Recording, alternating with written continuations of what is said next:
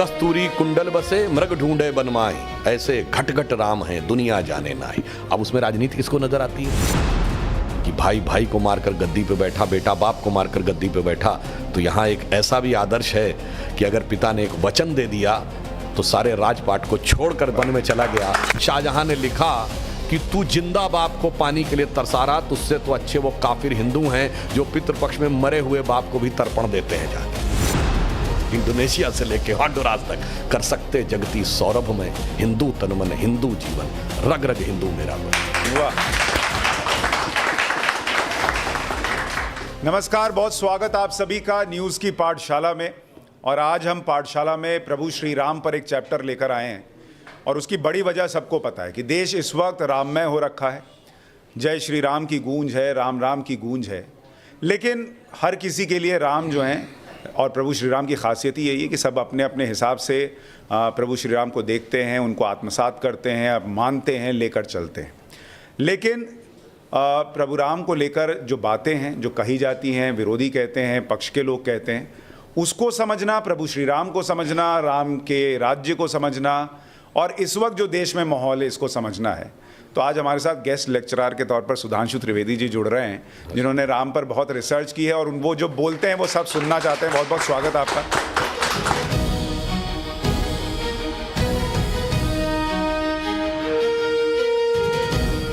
देखिए, वास्तविकता में भगवान राम कभी चुनाव तो छोड़िए राजनीति के विषय नहीं हो सकते, भारत की अस्मिता का विषय है।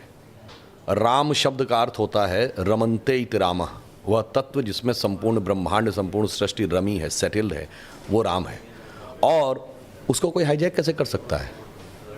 उसको तो ये कहा जाता हरि व्यापक सर्वत्र समाना और प्रेम से प्रकट होए मैं जाना। प्रेम करिए, यहीं प्रकट हो जाएंगे। जैसे आप अपने टीवी पे देखते हैं ना, एलईडी क्रिस्टल्स का पैटर्न है ना, जो चैनल आप देखना चाहते हैं बटन दबाइए, फ्रीक्वेंसी एलईडी क्रिस्टल्स की चेंज होती है, सामने दिख जाता है। अपने मन की फ्रीक्वेंसी चेंज करिए। कस्तूरी कुंडल बसे मृग ढूंढे बनमाई, ऐसे घट घट राम है दुनिया जाने नाई। अब उसमें राजनीति किसको नजर आती है? राजनीति उनको नजर आती है जिन्होंने कि इस देश के संविधान निर्माताओं ने संविधान की मूल प्रति में भगवान राम का चित्र, जानते हैं कौन से चैप्टर पे? Fundamental rights.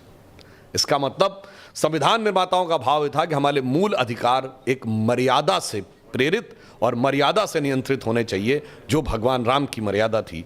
परंतु अफसोस, जब उस पर राजनीति करने का प्रयास किया गया तब यह हुआ। हमारा राजनीति से कोई लेना नहीं। हम जब 2 सीटों वाली पार्टी थे, सपने में गुमान नहीं था कि कभी हमारी जिंदगी, मतलब आप मोदी जी की जनरेशन छोड़ दीजिए, वो अटल जी वाली जनरेशन छोड़ दीजिए, हमें नहीं गुमान था कि हमारी जिंदगी में कभी वो दिन आएगा कि केंद्र में हमारी स्पष्ट बहुमत की सरकार होगी।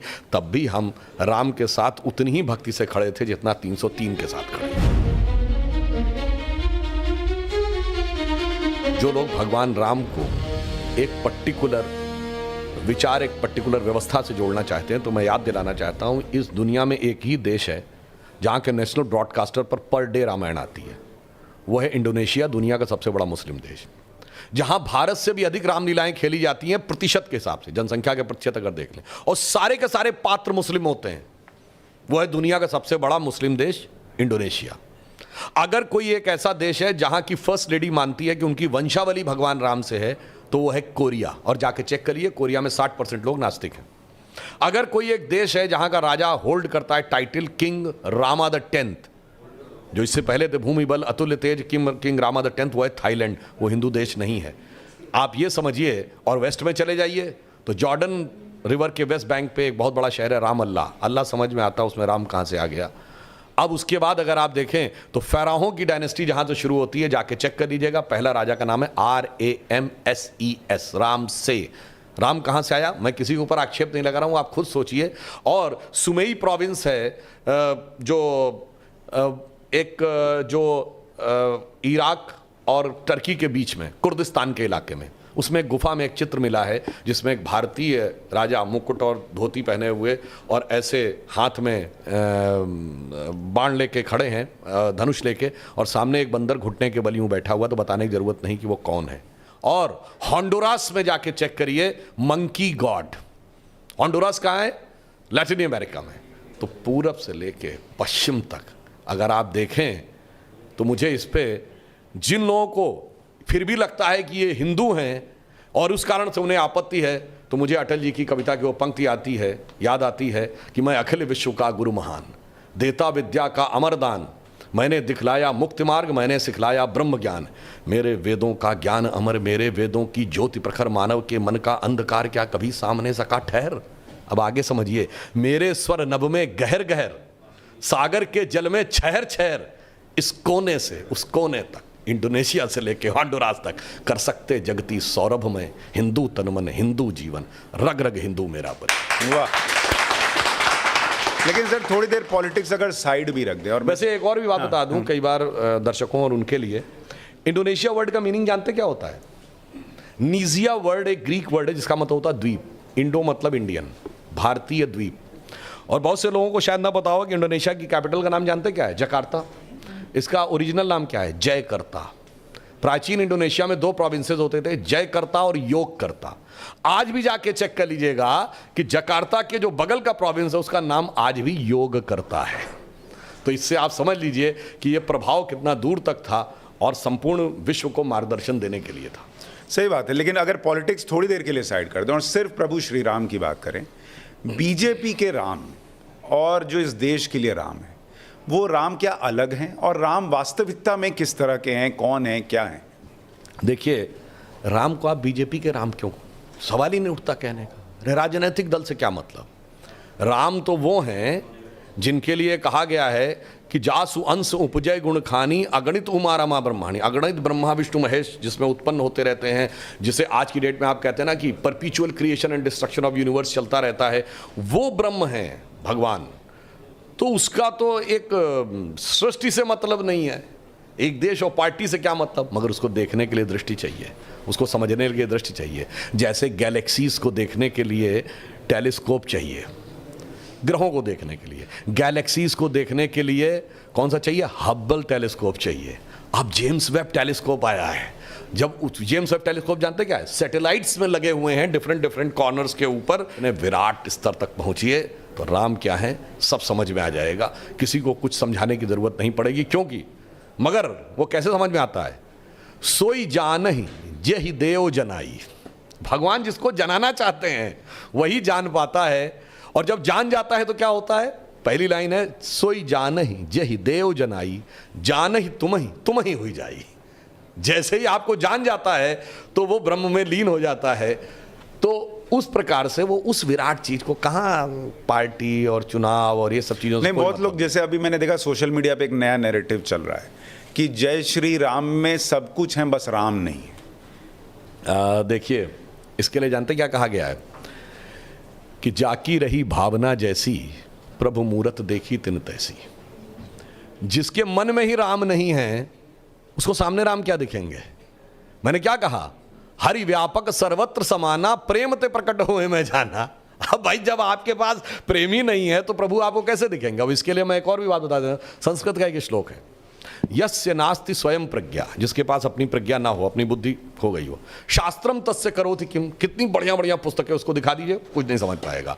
लोचनाभ्याम विहीनस्य, यानी आंखें या तो हो नहीं या बंद हो, दर्पणम किम करिष्यति, दर्पण दिखाइए नहीं समझ में आएगा। तो मेरे भाई, तुरी गठरी में लागा चोर मुसाफिर, मन की आंखें खोल, मन की आंखें खोल तो राम दिखेंगे। नहीं, पर जैसे ममता बनर्जी का कहना है कि सिया राम होते थे, आप लोगों ने जय श्री राम डाला, ये आक्रामक रूप है। या जैसे मैंने कई बार बीच में देखा, लोग ये भी कहते हैं कि हनुमान जी की आजकल एक फोटो लगती है, थोड़ी आक्रामक दिखते हैं। आप लोग राम हनुमान सबको आक्रामक, थोड़ा हिंसक दिखा। नहीं, देखिए, उन लोगों को वो लगता है जो शांति के कबूतर उड़ाते उड़ाते उन्होंने भारत के हाथों के तोते उड़वा दिए थे अपने ज़माने में। इन लोगों को भगवान राम और हनुमान जी में नहीं, इनको तो संसद भवन के ऊपर लगे शेर भी आक्रामक नजर आ रहे थे। याद है, सुप्रीम कोर्ट चले गए थे क्योंकि इनको शेर भी बिल्ली जैसे चाहिए, भीगी बिल्ली जैसे। जैसा कि 2014 से पहले अटल जी का दौर छोड़ दें तो 67 साल में लगभग 60 साल भारत रहा। भैया, मोहल्ले की लड़ाई से लेके और दुनिया की लड़ाई तक हमेशा कमजोर और छोटा कहता है कि बड़ा और ताकतवर हमें सता रहा है। यहाँ हम बड़े और ताकतवर हो कहते थे कि बगल वाला मुल्क कमजोर है, छोटा है और हमें सता रहा है। तो इनको वैसे वाले शेर चाहिए थे। परंतु अगर उनको लगता भी है तो मैं कहना चाहता हूँ, बहुत दिन हम लोग सुन लिए, ठुमुक चलत रामचंद्र बाजत पैजनिया, सुंदर मधुर स्वरूप है बाल भगवान का। तो अब जरूरत पड़ने पे तो वो भी रूप दिखना चाहिए कि धमक चलत रामचंद्र हालत लंकनिया। नहीं, और जो लोग प्रभु श्री राम में अगर उनको लगता है कि जय श्री राम का नारा लगाना कम्युनल बनाता है, तो भाई प्रभु श्री राम के भजन तो गांधी जी भी गाते थे। तो अब आपको गांधी जी में भी अगर कम्युनलिज्म दिखता है तो उसका कुछ नहीं किया जा सकता। लेकिन जब हम प्रभु श्री राम का जिक्र कर रहे हैं, आपने कई बार इसके बारे में कहा भी है कि जो संयोग है वो आपको देखना होगा कि प्रभु राम को, इस रामलला को मंदिर तक लाने का जो आंदोलन रहा और उस दौरान जो जो चीज़ें हुई वो इस देश की किसी किसी घटना से जुड़ी हुई हैं। क्या ये संयोग है वाकई में? देखिए, मगर संयोग है पर देखने के लिए दृष्टि चाहिए। जैसे टेलीस्कोप चाहिए प्लैनेटरी मूवमेंट को देखने के लिए। आपको क्या चश्मे से नहीं दिख रहा है तो भैया अपना चश्मा उतारो, फिर देखो यारो दुनिया नई है, चेहरा पुराना। अब मैं आपको संयोग बताता हूँ। जब जब भारत के इतिहास ने करवट ली, सबसे पहला 1857 प्रथम स्वतंत्रता संग्राम, और जो पहला ऑफिशियल डॉक्यूमेंट है, चूंकि ब्रिटिश कंट्रोल हो गया था अवध के ऊपर, लखनऊ और पूरे फैजाबाद एरिया पे, तो उसके बाद से तो बिल्कुल सारे legal documents as it is available हैं। मुगल काल के पार्ट्स में अवेलेबल है, उसके बाद सीक्वेंस अवेलेबल। पहली एफआईआर दर्ज होती है नवंबर 1858 में। फैजाबाद का थानेदार लिखता है कि करीब 25 या 50 निहंग सिख आ गए हैं और उन्होंने कहाँ कब्जा कर लिया है। उस एफआईआर में लिखा मस्जिद जन्म स्थान। भाई मस्जिद थी, समझ में आता है, ये जन्म स्थान किसका था। और उन्होंने उसमें यज्ञ हवन किया है और मस्जिद जन्म स्थान के सारी दीवारों पर राम राम राम लिख दिया है। उसने लिखा है फौज ज़्यादा भेजिए, इन लोगों का मुकाबला, तलवार लिए इतने लोगों का मुकाबला हम अपने सिपाहियों से नहीं कर सकते। That was the first turning point. Then freedom movement शुरू होता है। फ्रीडम मूवमेंट का सबसे बड़ा टर्निंग पॉइंट कब आया? 1937 प्रोविंशियल असेंबलीज इलेक्शन। जब अंग्रेजों ने मान लिया कि स्टेट्स में आपकी गवर्नमेंट रह सकती है, सेंटर में हमारी रहेगी, जिसमें कांग्रेस की सरकारें चुन के आई। 1936 में एक भीषण संघर्ष होता है और उसके बाद ब्रिटिश सरकार ये निर्णय लेती है कि वहां पर नमाज पढ़ना बंद। एक स्टेप आगे आए। आज़ादी मिली 47 में। 26 नवंबर 1949 को संविधान लिख के तैयार होता है और 22-23 दिसंबर 1949 की रात को वहां पर श्री राम लला प्रकट होते हैं। और कोर्ट की परमिशन के बाद, भले ही ताले में बंद करके, मगर पूजा अर्चना की परमिशन दे दी जाती। एक स्टेप मामला आगे बढ़ गया। ठीक, उसके बाद आइए 1986 में ताला खुलता है। बहुत से बच्चों को नहीं लगेगा, कुछ लगेगा कि ये क्या बात हो रही है, पर इंडिया की ओपननेस की शुरुआत उस जमाने में हुई थी। ये गैट WTO में बदलने की शुरुआत अगर उरुग्वे राउंड ऑफ टॉक्स 1986 में शुरू हुई थी, that eventually converted into WTO इन 95। अब आइए राम मंदिर का आंदोलन प्रखरता जो शुरू होता है 1990 से 92। इसी दौर में भारत की पॉलिटिक्स चेंज होती है, यूनिपोलर से बाइपोलर होती है। इसी दौर में अगर आप देखें, विवादित ढांचा भी टूटता है और अर्थव्यवस्था का पुराना नेहरूवियन मॉडल भी ध्वस्त होता है। एक नई अर्थव्यवस्था उभर के सामने आती है। PV नरसिम्हा राव जी प्रधानमंत्री थे और राम मंदिर का भी एक नया स्वरूप आता है, भले ही वो छप्पर के अंदर थे। अगला बड़ा पड़ाव आया राम मंदिर के लिए, जब इन लोगों ने जानते क्या किया था? जब खुदाई में 1976 में खंबे निकल आए थे तो लेफ्टिस्ट हिस्टोरियंस के प्रभाव में इंदिरा गांधी की सरकार ने रुकवा दिए थे। बात के मोहम्मद ने कही है, जो ज्वाइंट डायरेक्टर के रूप में उस आर्कियोलॉजिकल एक्सकेवेशन का नेतृत्व कर रहे थे। फिर कोर्ट से रोक लगवा दी कि खुदाई नहीं हो सकती। अब खुदाई पे रोक थी, मगर तब तक रडार मैपिंग की टेक्निक आ गई सन 2000 में। तो भाई ऑपरेशन पे रोक था, अल्ट्रासाउंड पे तो रोक नहीं था। वो रडार मैपिंग में की रिपोर्ट सरकार ने की और कोर्ट के सामने रख दी। कोर्ट ने कह दिया ठीक है खुदाई की जाए। 2003 में नीचे 8-10 खंभे निकले, स्ट्रक्चर दिख गया। और 2003 ही वो वर्ष है जब इंडिया करंट अकाउंट सरप्लस हुआ। 2003-04 के ही चौथे क्वार्टर में हम एक बार 10% के रेट को तय करिए। 2003-04 ही वो वर्ष है जब भारत का, जब बाबरी ढांचा था तो फॉरेन एक्सचेंज जब 1 बिलियन के नीचे था। 2003 में 100 बिलियन हुआ। अब आप आइए 2019 में जजमेंट आया, अब राम मंदिर बनने जा रहा है। मोदी जी के नेतृत्व में स्पष्ट बहुमत की सरकार दूसरी बार। उत्तर प्रदेश में पहले 325 सीटों की सरकार, अब 255 की सीटों की सरकार। अब फॉरेन एक्सचेंज दर कितना है? 600 बिलियन। अब हम क्या हैं? फास्ट, सबसे हाईएस्ट फास्टेस्ट गोइंग अर्थव्यवस्था है 7.8% के साथ। तो मैं तो कह रहा हूं, ये प्रभु की माया को समझो। तो जब भगवान जागृत हो रहे थे तो ये राम मंदिर के लिए कहते थे ना, रामलला हम आएंगे, मंदिर वहीं बनाएंगे, तारीख नहीं बताएंगे। जनाब, ये राम मंदिर कोई इमारत नहीं थी और तारीख कोई डेट नहीं थी। तारीख थी भारत की काल चक्र की गति में ऊपर उठना। और अब देखिए, अब तो ऐसी तारीख आई है कि आपको पता अंग्रेजों के ज़माने का सीआरपीसी भी कैंसिल हो गया। वो जो आप लोग फिल्मों में डायलॉग सुनते थे, तारीख पे तारीख, तारीख पे तारीख, अब वो बंद कर दिया गया। अब ये हुआ भाई चार्जशीट के बाद 90 दिन में केस शुरू करना ही पड़ेगा। अगर जज साहब ने जजमेंट मतलब हियरिंग कंप्लीट हो गई, 14 दिन में जजमेंट सुनाना पड़ेगा। जजमेंट सुनाने के बाद 1 हफ्ते के अंदर सजा सुनानी पड़ेगी। अगर किसी को मर्सी पिटीशन करना है तो 30 दिन के अंदर करना पड़ेगा। यानी सोचिए, जब तारीख आई है तो तारीख पे तारीख की बात भी तारीख में कहीं गुम होती नजर आ रही है। क्या बात है, बहुत बढ़िया। लेकिन सुधांशु जी, आपने बड़े शानदार तरीके से बताया कि जब जब प्रभु श्री राम से जुड़ा हुआ कोई काम आगे बढ़ा तो ये देश भी आगे बढ़ा। भगवान राम का राज्याभिषेक क्या सीधे हो गया था क्या? नहीं, पहले राजा राम को वनवासी राम बनना पड़ा था। छल के साथ उनका राज्य छूट गया था। हमें भी सत्ता बहुत पहले मिल जानी चाहिए थी, छूट गई थी। फिर क्या हुआ था? पहले हुआ था निषाद राज का राज्याभिषेक, माता शबरी का सम्मान, सुग्रीव का राज्याभिषेक। अर्थात भगवान राम यदि केवल रावण वध के लिए ही जन्म लिए थे तो बहुत आसान था, अयोध्या के राजा के रूप में जाते, अयोध्या से न लेके मार देते, उससे धर्म नहीं स्थापित होता। पहले राजा राम वनवासी राम बने, फिर गिरकंदराओं में रहने वाले लोग, वनों में रहने वाले लोग, वानर, रीछ, भालू अर्थात समाज के सबसे कोने में रहने वाले सबको संगठित किया और उस समय की विश्व की सबसे बड़ी शक्ति को परास्त किया और सबको राज्य सत्ता में स्थान दिया। अब आप बताइए, जब जजमेंट आया 2019 में, अब हम लोगों ने भी जब 9 नवंबर 1989 को शिलान्यास करवाया था तो पहली ईंट कामेश्वर चौपाल से रखवाई गई थी, जो आजकल के हिसाब से तथाकथित, क्योंकि हम किसी को निम्न नहीं मानते, तथाकथित निचली जाति के थे। उसके बाद जब जजमेंट आया 2019 में तो हमारे राष्ट्रपति कौन थे? श्री रामनाथ कोविंद, जो अनुसूचित जाति वर्ग से हैं। और हमारे प्रधानमंत्री कौन है? मोदी जी, जो पिछड़े वर्ग से हैं। तो जो राम के काल में हुआ कि सबको साथ में लेकर और सबको समाज में सम्मान स्थान देते हुए तब राम का राज्याभिषेक हुआ, वही राम मंदिर के काल में भी हो रहा है। परंतु देखने वालों को इस नज़र से समझने की आवश्यकता है। तो यहाँ से आपको लगता है कि प्रभु श्री राम की कृपा और बरसेगी, देश और गति पकड़ेगा?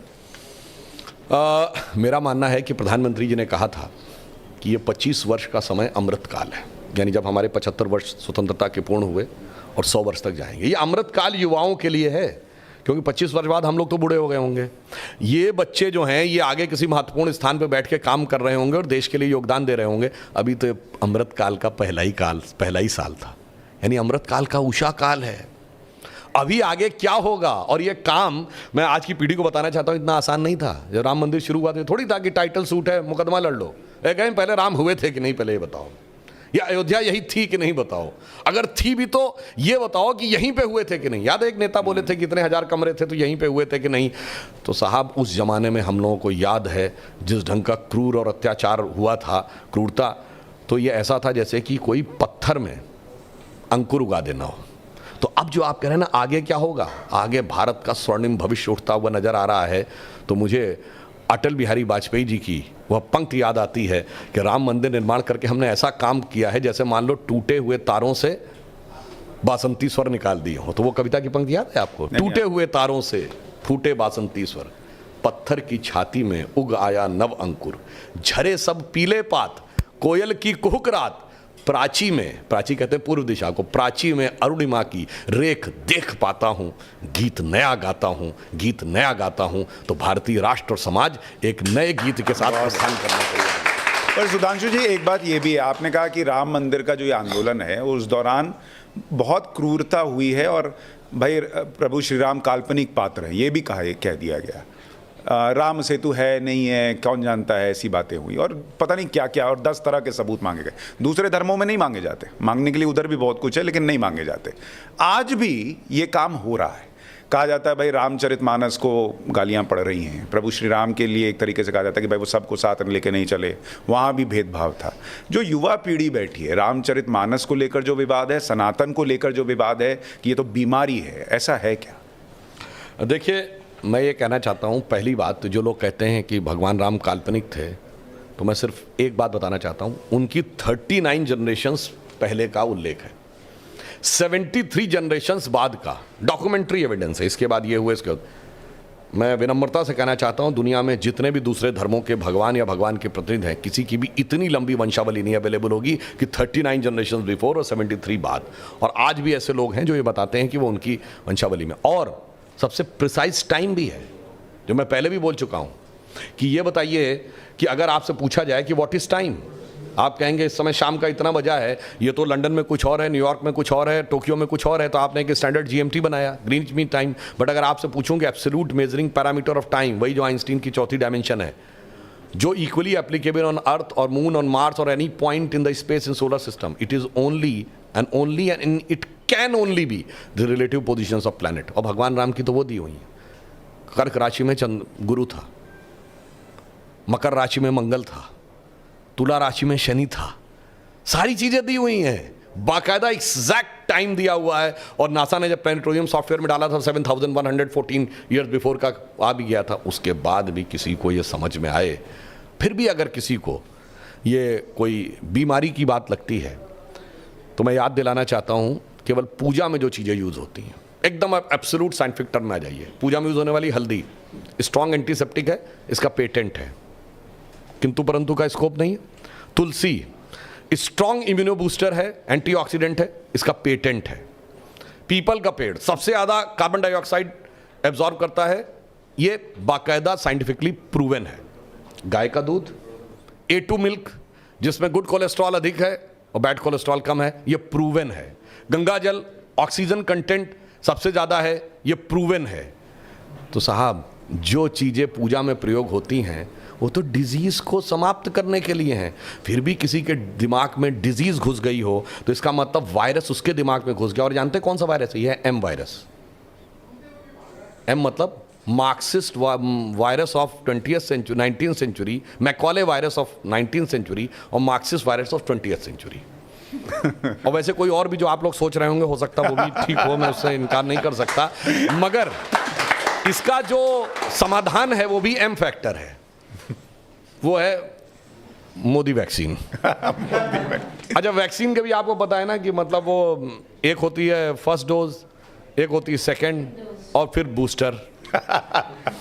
तो बस बाकी समझदार लोग स्वयं समझ सकते हैं। तो मुझे ये भी बताइए कि जैसे बहुत सारा यूथ यहाँ बैठा हुआ है जिनके लिए अमूमन धर्म, मतलब स्पेशली मैंने देखा हिंदुओं में कि यूथ जो है वो धर्म से उतना कनेक्टेड नहीं होता। अरे यार, इसमें क्या साइंटिफिक है, ये पूजा करने से क्या हो जाएगा। क्या प्रभु श्री राम का जो रूप हम देखते हैं आध्यात्मिक तौर पर, यूथ के लिए साइंटिफिक रूप या उसमें जो जुड़ी हुई चीज़ें हैं वो आप बता सकते हैं? देखिए, एक बहुत बड़ी समस्या है। हमने कहा ना, मैकॉले और मार्क्स का ये षड्यंत्र हुआ कि हमारे यूथ में सब जो चीज़ें थोड़ी बहुत भी कोर्स में, सिलेबस में रह गई, सब हटा दी गई। और मैं कहना चाहूँगा कि हिंदू धर्म और हिंदू फैमिली से जुड़े हुए, बल्कि सब लोगों के लिए मैं कहना चाहता हूँ, हिंदू फैमिली के जुड़े हुए धर्म, यानी जो हिंदुइज्म से निकले, सिख है, जैन है, बौद्ध है, जो हिंदू परिवार के ही हैं, सब अपने अपने धर्म ग्रंथ पढ़िए, सारा फंडा अपने आप क्लियर हो जाएगा। ये बहुत बड़ा जो आपके दिमाग में स्टीरियोटाइप बना दिया गया, वो सारी चीजें समाप्त हो जाएंगी। भगवान राम के लिए तुलसी ने लिखा है कि कहत परम पुनीत इतिहासा, अंतिम जो चौपाई है, सवन ही हो तो सकल भ्रमनाशा, सुनिए तो सारा भ्रम का नाश हो जाएगा। जैसे मैं एक छोटी सी बात बताना चाहता हूँ, कभी आपने ये बात, यद्यपि मैं पहले भी बोल चुका हूँ, आप बताइए भगवान राम 4 ही भाई क्यों थे? 3 या 5 क्यों नहीं? और अगर 4 भाई थे तो लक्ष्मण ही क्यों राम के साथ जाएंगे वन में, और भरत ही खड़ाऊ रख के शासन क्यों करेंगे, और शत्रुघ्न ही अयोध्या में क्यों रहेंगे? क्योंकि 4 भाई 4 पुरुषार्थ के प्रतीक हैं, धर्म, अर्थ, काम, मोक्ष। भगवान राम धर्म है, शत्रुघ्न अर्थ हैं, लक्ष्मण काम है और भरत मोक्ष हैं। अब देखिए साहब, धर्म के साथ काम यानी कामना यानी इच्छा सदैव संयुक्त रहनी चाहिए, इसलिए लक्ष्मण सदैव साथ में रहेंगे। भरत मोक्ष के प्रतीक हैं, तो खड़ाऊ रख के यानी धर्म के किसी प्रतीक को रख के तपस्या करेंगे, मोक्ष प्राप्त होगा। और शत्रुघ्न अर्थ के प्रतीक हैं, तो इसलिए वो राजधानी में ही रहेंगे, अर्थ कभी छोड़ के नहीं जा सकता। इसीलिए आप देखिए, कहा तो जाता राम लक्ष्मण की जोड़ी, मगर तुलसी बाबा ने लिखा हनुमान चालीसा में कि रघुपति कीनी बहुत बड़ाई, तुम मम प्रिय भरत ही संभाई। क्यों? देखिए, कामना को तो धर्म सबसे प्रिय होना चाहिए, लक्ष्मण को राम प्रिय होने चाहिए, धर्म को मोक्ष। और फिर मैं एक और बात बताऊं, जो लोग कहते हैं ना राजा दशरथ के 3 रानियां क्यों थी, क्यों? इसमें 2 ही जुड़वा भाई हैं। कौन? लक्ष्मण और शत्रुघ्न। एक कामना, एक अर्थ, यानी इच्छा और पूर्ति, तो जुड़वा भाई हैं। और 3 क्यों होना जरूरी था? ये चारों चीजें एक ही स्रोत से नहीं आ सकती।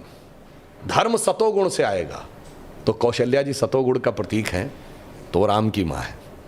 अर्थ और काम रजोगुण से आएगा, तो सुमित्रा जी रजोगुण का प्रतीक हैं, तो उनसे काम और अर्थ उत्पन्न होगा। और केकई तमोगुण की प्रतीक है, मोक्ष प्राप्त करने के लिए तमोगुण के पार जाना पड़ेगा। इसलिए महाराज दशरथ की 3 ही रानियां हैं, 2 या 4 नहीं। और फिर यहां पे मैं ये भी कह दूं, इन मतलब इसको कोई अन्यथा न ले, मैं मतलब ये नहीं कह रहा हूं, इसमें सबसे सुंदर कौन था?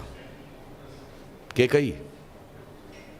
तमोगुण सबसे आकर्षक होता है और अक्सर उसी के पीछे बहुत सारी अनिष्ट की संभावनाएं भी छुपी रहती हैं। और मैं कह रहा हूं, अगर थोड़ा सा गौर से पढ़ोगे तो एक एक चीज में इतना गहरा अर्थ निकलेगा कि फिर अगर एनी बेसेंट ने कहा था कि for 40 years I have studied a religion by the name of Hinduism, the more you study, the more you love it, the more you get involved, more you respect it, तब जाके धीरे धीरे समझ गए। बहुत बढ़िया। ऐसा वैसे लग नहीं रहा कि हम किसी सांसद को सुन रहे हैं, ऐसा लग रहा है धर्मगुरु को ही सुन रहे हैं, और जो आप दृष्टि रखते हैं वो सबके पास नहीं होती, इसलिए हमें लगा कि आपके जरिए। वैसे हम राजनीतिक भी बात बताते हैं। ये देश जिसको आप धर्मनिरपेक्ष कहते हैं, देश धर्मनिरपेक्ष नहीं है, ये धर्म प्राण देश है।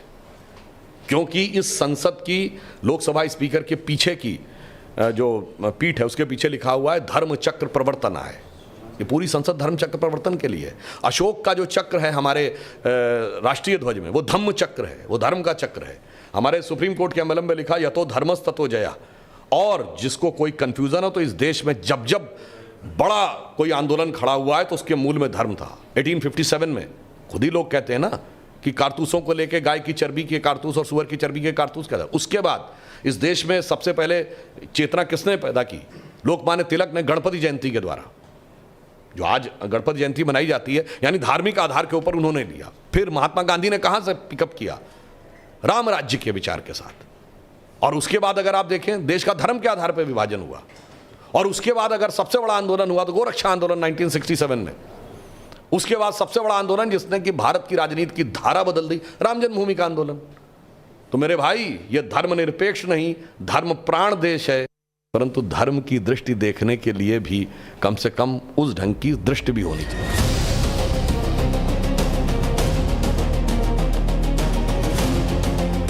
हमारे सनातन धर्म में साधु संत महात्माओं की एक खास बात, और वो बात ये है कि चाहे कितने ही प्रश्न आ जाए, वो कई कई घंटों तक पूरे धैर्य पूरी शांति के साथ एक एक प्रश्न का उत्तर देते हैं।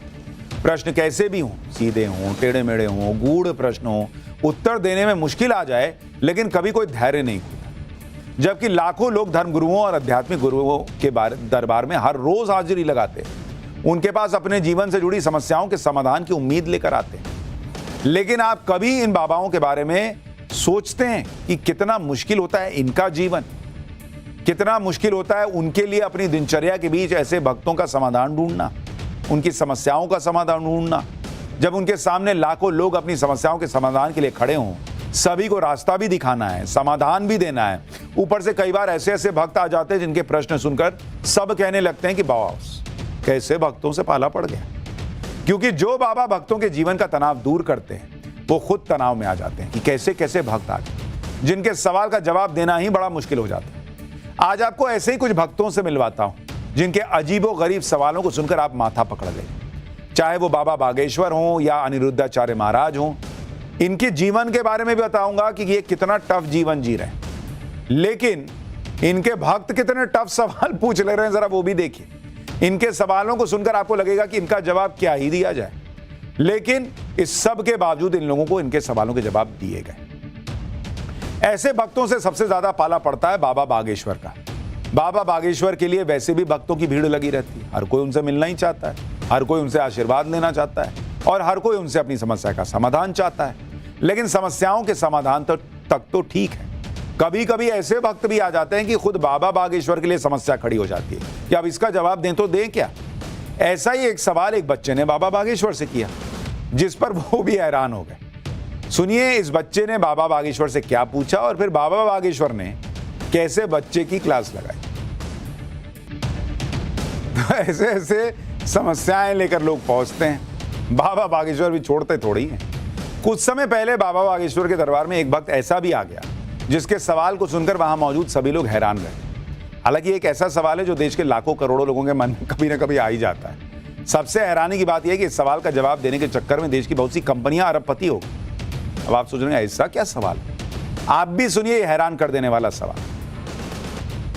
तो समस्याएं और सवाल अजीबोगरीब हो सकते हैं, लेकिन आपने देखा बाबा बागेश्वर जब उसने कहा कि गोरा बना दो या अजीबोगरीब बात कर रहा था तब हंस रहे थे, लेकिन जब पता चला कि वो बीमार है तो उसके साथ सहानुभूति भी जताई, ये नहीं कि उसका मजाक बना दिया। कई बार धर्मगुरुओं के सामने ऐसे सवाल भी आ जाते हैं जिनका ना चाहते हुए भी जवाब देना पड़ता है। कुछ दिन पहले बाबा बागेश्वर के सामने ऐसा भक्त आ गया जो जवाब लेने के लिए 11 दिन तक इंतजार करता रहा। उसकी जिद के सामने बाबा बागेश्वर को भी हार माननी पड़ी। इस अजीबोगरीब घटना के बारे में बाबा बागेश्वर ने खुद अपने दरबार में बताया था। ये भी मजा पूरा लेते हैं। आज आपको इन सवालों को सुनकर हंसी आ रही हो, लेकिन सोचिए कि जब इस तरह के सवालों का सामना करना पड़ता है तो इनका क्या हल होता होगा। बाबा बागेश्वर के दरबार की सबसे खास बात यह है कि वो हर प्रश्न का जवाब बड़ी शांति और प्रसन्नता के साथ देते हैं, जबकि इनकी दिनचर्या इतनी व्यस्त और थकान भरी होती है कि कोई सामान्य इंसान हो तो बिस्तर पकड़े, बीमार हो जाए, लेकिन ये घंटों एक जगह बैठकर लोगों के सवालों का जवाब देते रहते हैं। आज आपको बाबा बागेश्वर की दिनचर्या भी जाननी चाहिए। पंडित धीरेन्द्र कृष्ण शास्त्री पूरे दिन में मात्र 3 घंटे ही सोते हैं। उन्हें जब भी समय मिलता है तो वो 15 से 20 मिनट योग कर लेते हैं ताकि रिलैक्स रह सके। बाबा बागेश्वर सुबह के 3 से 4 बजे तक लोगों से मिलते हैं। पंडित धीरेन्द्र कृष्ण शास्त्री की एक और आदत है कि वो रात में अचानक कभी भी भक्तों के बीच पहुंच जाते हैं। कई बार तो वो रात भर तक जागते हैं। बहुत ज्यादा कथा करने की वजह से वो लगातार यात्रा पर रहते हैं। कथा के दौरान 4-5 घंटे लगातार बोलते हैं। इसके बाद भी लोगों से लगातार बातचीत जारी रहती। लगातार कथा करने और बोलने की वजह से ही पंडित धीरेन्द्र शास्त्री चाय ज्यादा पीते हैं। हालांकि वो लोगों को कम चाय पीने की सलाह भी देते हैं। धीरेन्द्र कृष्ण शास्त्री जी के खाने का कोई टाइम टेबल ही नहीं है, लेकिन वो एक टाइम फल खाते हैं और सादा खाना पसंद करते हैं। उनके खाने में लहसुन और प्याज भी नहीं होता और उन्हें कढ़ी चावल बहुत पसंद है। देश के लोकप्रिय कथावाचक होने के बाद भी पंडित धीरेन्द्र कृष्ण शास्त्री बहुत सामान्य से घर में रहते हैं। वो तो मैंने आपको उनका इंटरव्यू किया था तो घर भी दिखाया था। उनका कोई फार्म हाउस टाइप आश्रम नहीं है। उनसे कोई भी सामान्य आदमी मिल सकता है। एक कमरे में रहते हैं वो, और जहां रहते हैं वहां दिन रात भंडारा चल रहा होता है। जो पैसा मिलता है कथा से वो लोगों को खाना खिलाने में जाता है। इनका गरीब लोगों की, उनके बच्चों की शादियां कराने में जाता है। इसके अलावा उनसे मिलने के लिए कोई वीआईपी फीस भी नहीं देनी पड़ती। यही वजह है कि आज की तारीख में बाबा बागेश्वर देश के सबसे लोकप्रिय कथावाचकों में से एक है और उनके करोड़ों भक्त हैं। बहुत से लोगों की यही इच्छा रहती है कि एक बार बाबा बागेश्वर से बस मुलाकात हो। कुछ दिन पहले उनसे मिलने एक ऐसा भक्त आ गया जिसने ऐसी बातें कही कि बाबा बागेश्वर के साथ पूरे दरबार में बैठे लोग लोटपोट हो गए। इसी बातचीत के दौरान इसने बाबा बागेश्वर को धमकी तक दे डाली, लेकिन इस बार भी बाबा बागेश्वर ने इसकी पूरी बात सुनी। फिर क्या हुआ आप भी देखिए। बाबा बागेश्वर के अलावा एक और चर्चित कथावाचक हैं अनिरुद्धाचार्य महाराज। ये भी लोगों के सवालों के जवाब देते हैं। इनके पास भी लोग अपनी समस्याएं लेकर आते हैं। For more of such videos, do like, share and subscribe to ET Now Swadesh.